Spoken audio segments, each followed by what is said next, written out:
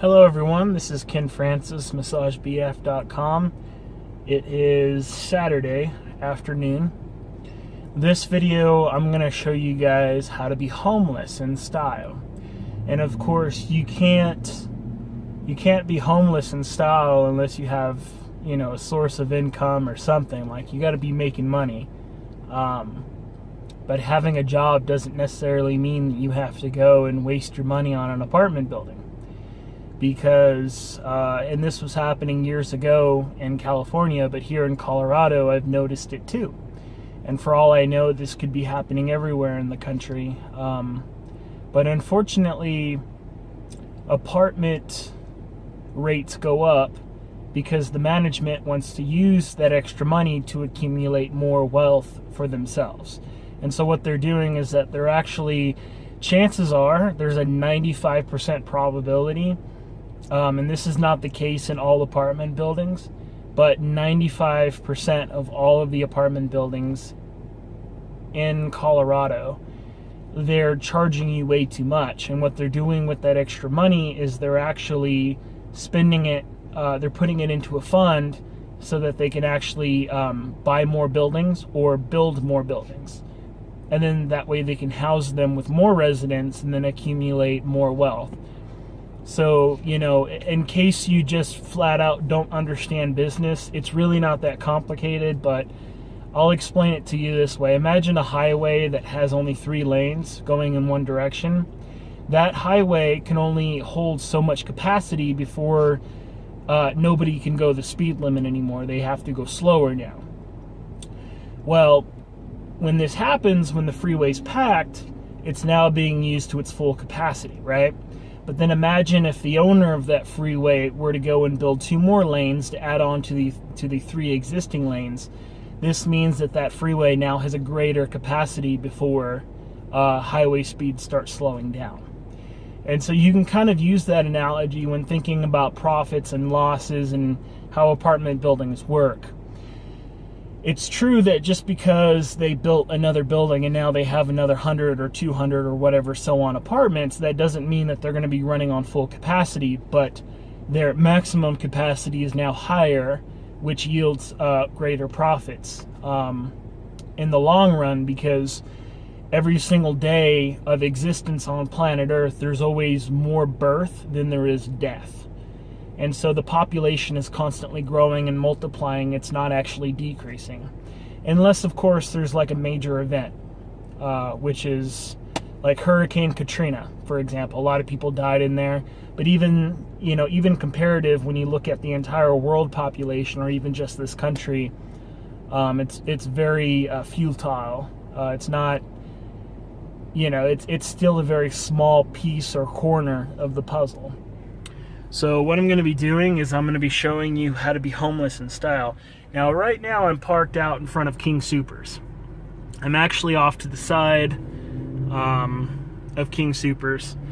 What you're looking at right now is Sheridan. Now, one of the, there's a concern that's going to cross your mind, like, where do I park at night? Well, if you park in the wrong place, then you might get a ticket. If you park out in front of somebody's house in a residential area, such as that area across the street, then some idiot who has absolutely no self-control might come out and decide to have a conversation with you, and chances are you've had a long day at work and all you want to do is just be alone in your humble abode.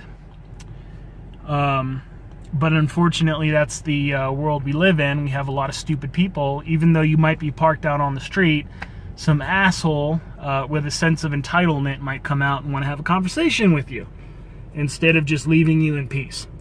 So what I do, I actually go into downtown Denver. There's a couple of shelters in downtown Denver, but they have parking meters around them. And so what I do is I go over to the Salvation Army, and I park over there because it's just outside of downtown Denver. I can park for free, and nobody's going to bother me. In fact, I had a cop come and have a conversation with me one time. He asked me if I was homeless, and I said yes. He ran my identification, and he said, well, have a very nice day. And so that's the kind of ideal conditions that you're going to want to have when living in your car. But there's other concerns as well. So normally I can do everything that I'm about to show you in less than 10 minutes, but because I have to hold my camera at the same time, it's obviously going to take a little bit longer than that, but I will go as fast as I can. So, and again, I'm going to be showing you some stuff that you would only normally have if you have a job. So if you're homeless and unemployed, then this video is actually not going to help you at all. Anyway, my car is running right now. A lot of people think that if you leave your car running and idle, it's actually going to mess it up, and that's actually a flat out blatant lie in every possible way. Leaving your car in idle does nothing to your car other than you know, wear and tear that would be consistent with that of a car that's idling and not in motion. So, you know, there's always these common misconceptions, and I'm constantly having to correct people because there's a lot of gullible people out there. But yeah, so, you know, and also if you're not, if you're arrogant or if you're prideful, then you're probably not going to be able to be homeless in your car and eliminate the bullshit that is this country. So unfortunately, if you cannot humble yourself, then you're probably not going to want to try and do this. Let me back up for a second. And so, you know, I've said that before, like one of the things that makes me blessed is that I'm humble and I'm just real down to earth. You know, I'm not gullible. I'm not going to care about what other people think. I know what I'm doing and I know why I do it. And quite frankly, if anybody else is just playing along with the world in its ways, and they're going to find out eventually why they shouldn't have been doing that in the first place. All right, well, what I have here is a roof rack system, and I have a sports rack roof rack system, and I have a Skyline sports rack storage pod. This storage pod can only hold up to 100 pounds, and if you don't secure it properly when you're on the freeway, then you're going to lose your shit. And I'm not going to lie to you, I've made that mistake before, and I regret it. And I had somebody else's property in my car at the time, and luckily I only lost my own. But I was on my way to meet with a client, and I had to get off the freeway, and I had to actually, you know, go back and forth on the freeway to find my stuff. But let me get this stuff out of my front seat. She's got some food there, some Sandy wipes, you know, some basic stuff. I'm gonna pull these out. I'm going to try really, really hard to not make this a half-hour video, because I've done that before. And it's actually a pain in the ass just to upload a video that size to YouTube. So, alright, so here we are. So what I'm going to do is I'm going to just remove these headrests. There's a button right here. And of course, if you have like a larger vehicle, then you probably don't even need a roof rack and a storage pod. I've got a little smaller vehicle here, and so obviously I need one, as you can see. And so let's go ahead and remove this other one, and you can see I have all this crap in my back seat.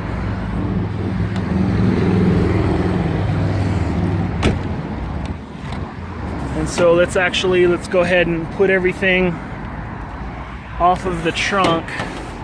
I'm already doing this in a different way than I normally do.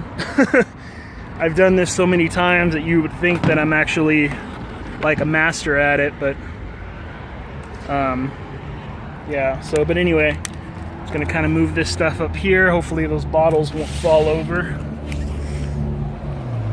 I should have just left this in the front seat. I obviously wasn't thinking. But anyway, what I need to do is I need to pop the trunk first. And I need to move everything that's in the back seat in the trunk of the car. So there we are. Let's do that. My sinuses are running. It must be the air. But anyway, there we go. Stuff all of that in there. And of course, you know, I'm using one hand to do this. So obviously that'll slow me down a little bit. But yeah, it takes me less than 10 minutes, and I do it every night. And then in the morning when I wake up, I do it again.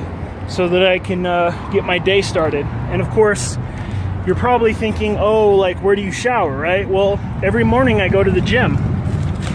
And again, that's another prime example of why you can't do what I do unless you have a job. You need to have a source of income. In my particular case, I make about $3,500 to $4,500 a month. So if you do the math, I actually make a pretty good salary. But it's not a salary. My income varies from month to month. But I make good money. I'm not gonna perpetuate the wrong ideas. Oh shit. See? I'm trying to talk and walk at the same time here, and I've already made a mistake. Let's pop that trunk. Okay, let's pop it again because it didn't work. Got a little button right there.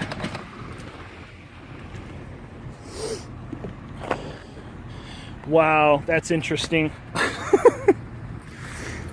Alright, well, the striker's not going to work this time, so I'm going to use my key to actually get it open. I did stuff it pretty good, though, so that could explain. There we are. I've always got that override option in case I need it. It's just a pain in the ass, though.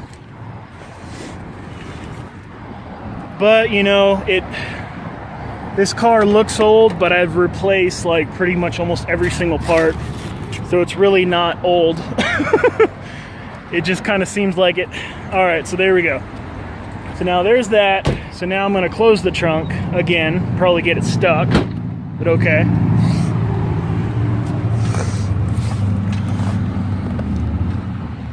Alright, well, so now I'm going to put my food back here. It's kind of like a little picnic table.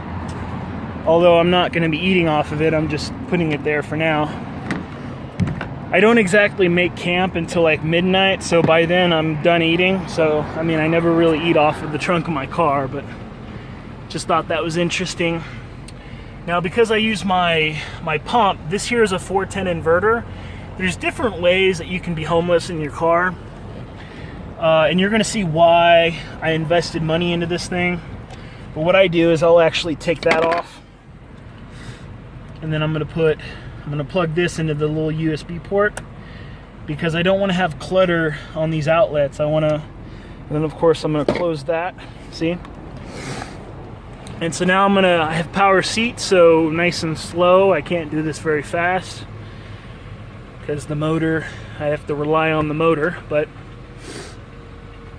I'm gonna bring the seats all the way down.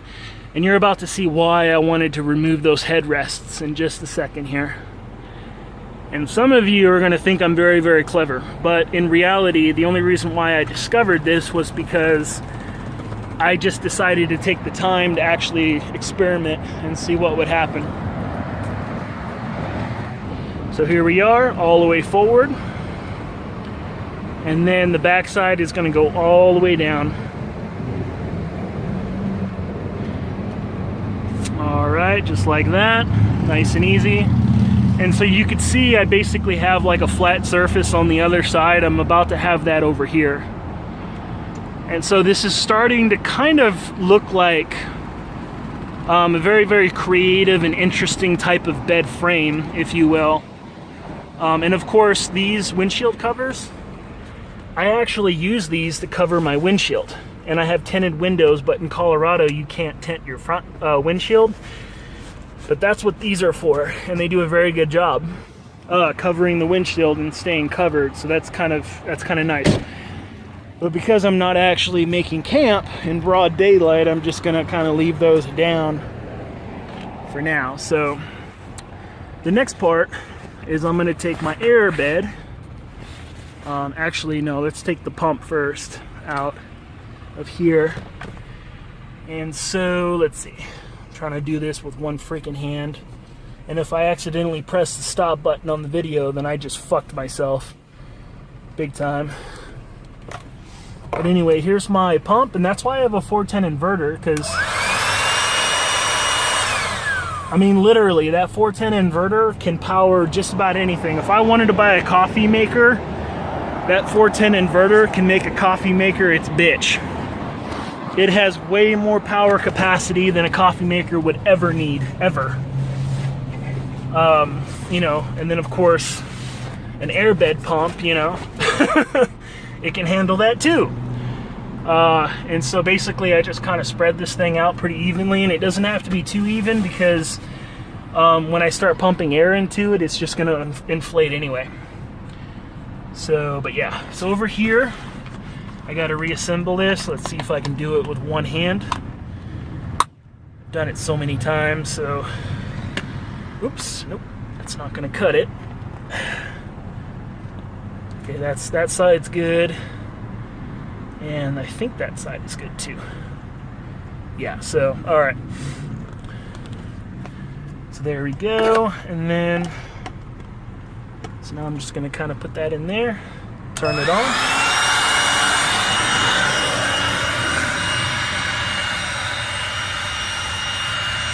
While that's pumping, I'm gonna show you. So I've got 3 blankets and a couple of pillows. And I'm pretty sure you already know what I'm going to do with those.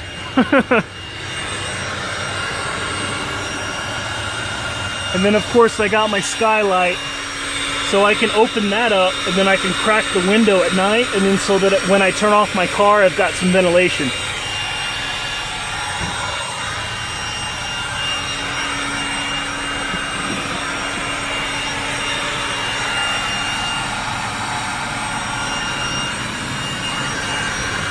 It's alive! It's alive!